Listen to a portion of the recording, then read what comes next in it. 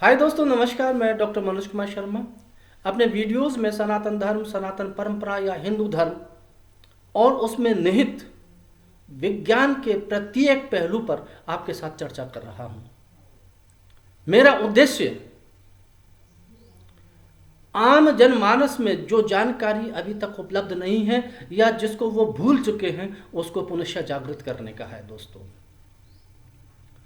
दोस्तों, हमारी सनातन परंपरा में सांस लेना है, खाना है, बैठना है, उठना है, चलना है, फिरना है, चाहे कोई सा भी हमारे जीवन का पहलू है, हमारे जीवन का कोई भी तरीका है, वो आध्यात्मिक तौर पर एक आध्यात्मिक प्रक्रिया के रूप में साइंस पर आधारित हमारे विशेष जीवन चक्र के साथ जुड़ा हुआ है।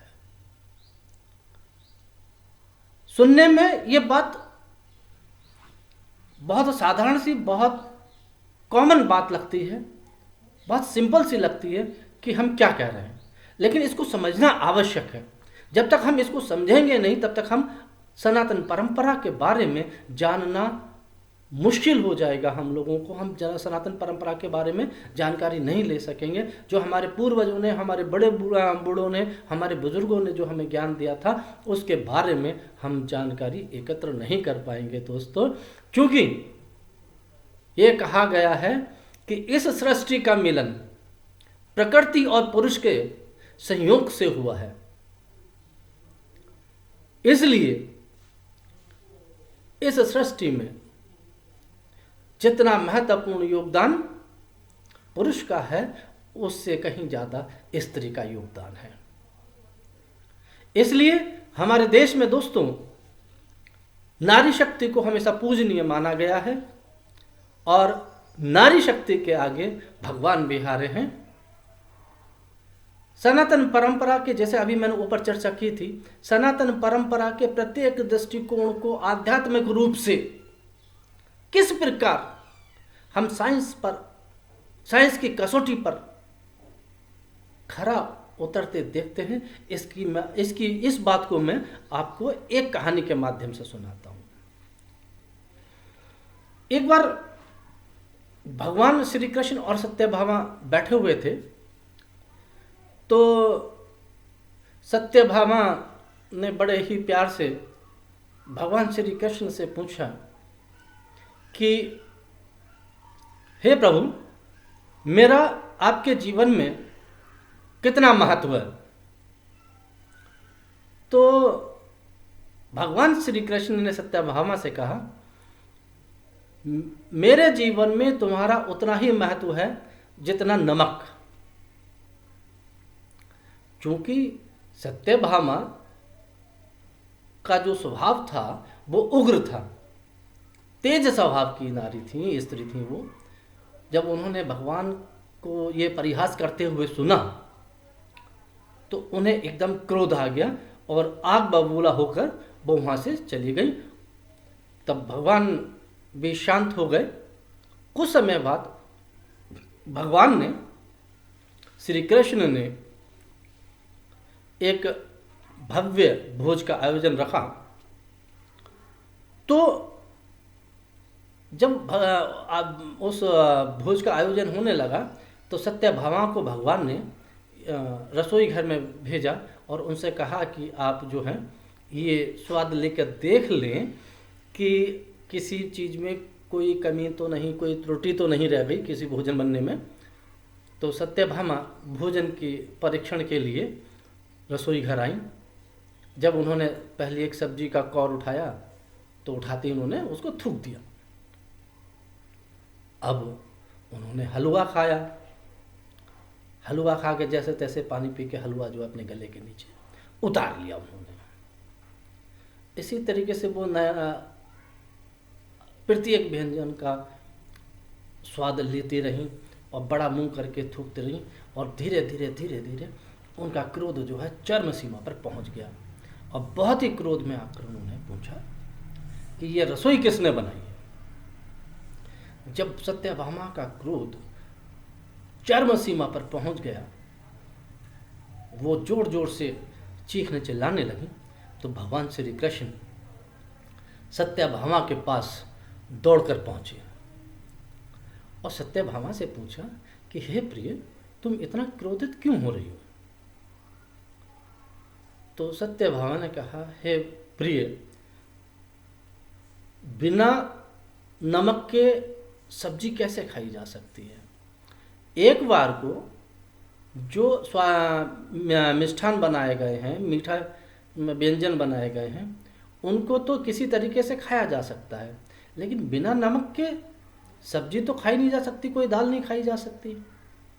आपने इस प्रकार के भोज का आयोजन क्यों किया? भगवान श्री कृष्ण मुस्कुराए और उन्होंने सत्यभामा से कहा कि हे प्रिय, ये बताओ, जब मैंने उस दिन तुमसे ये कहा था कि तुम्हारी मेरे जीवन में उतनी ही महत्वता है जितनी कि नमक, तब उस दिन तुम क्यों क्रोधित हो गई थी?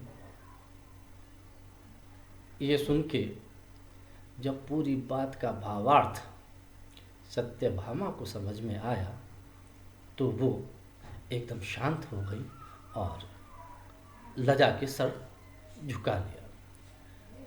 तो दोस्तों, हमारे सनातन परंपरा में, सनातन धर्म में या आज के वर्तमान के हिंदू धर्म में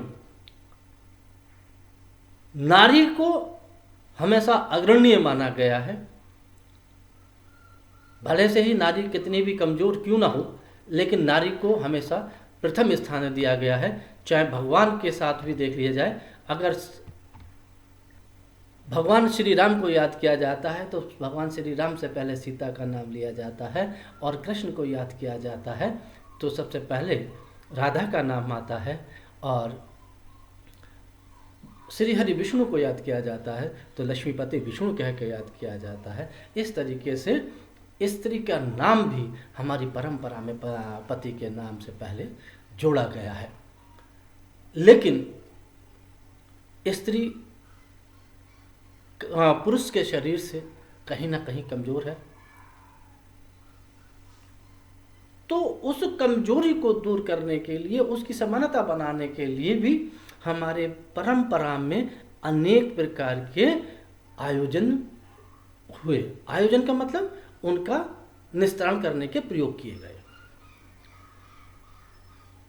इसी के चलते मैं आपको ये समझाना चाहता हूं कि महिलाएं हाथ में चूड़ियां क्यों पहनती हैं। ये एक साजो श्रृंगार का सामान है। बड़े चाव से, बड़े प्यार से महिलाएं, स्वागन महिलाएं खासतौर से चूड़ियों का धारण करती हैं। आजकल तो महंगाई का समय है, इसलिए कांच की मात्र चूड़ियां ही उपयोग में लाई जाती हैं।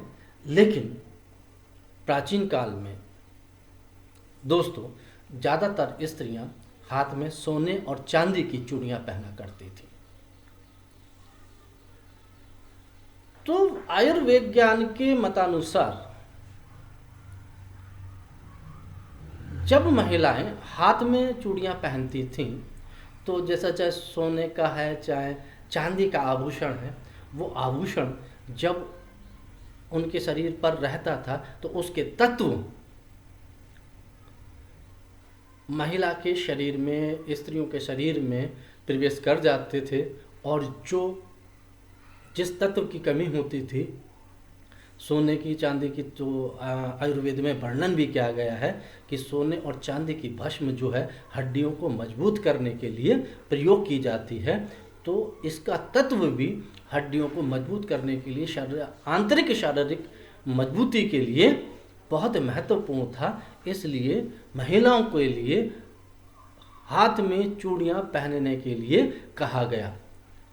तो दोस्तों, जैसा मैंने अपने वक्तव्य के प्रारंभ में कहा, मैंने आपको बताया अभी कि हमारी सनातन परंपरा में उठना, बैठना, चलना, फिरना, कुछ भी हो, सभी का आधार विज्ञान है। इसी तरीके से हाथों में सोने के या चांदी के कड़े पहनना या सोने या चांदी की चूड़ियाँ पहनना भी, इसका भी एक विज्ञान है। ताकि जो शारीरिक कमियां हैं, कमजोरियां हैं, इसके तत्व से वो पूरी हो जाए, मजबूत हो जाए। इसी के साथ मैं अपनी वार्ता को समाप्त करता हूँ। धन्यवाद, नमस्कार। अगले वीडियो में फिर मिलेंगे। मेरा आपसे निवेदन है कि मेरे वीडियोस को देखें, सुनें, कमेंट्स करें, लाइक करें, ताकि मुझे ये भी जानकारी मिल सके कि मेरे वीडियोस आपके लिए महत्वपूर्ण हैं या नहीं। धन्यवाद।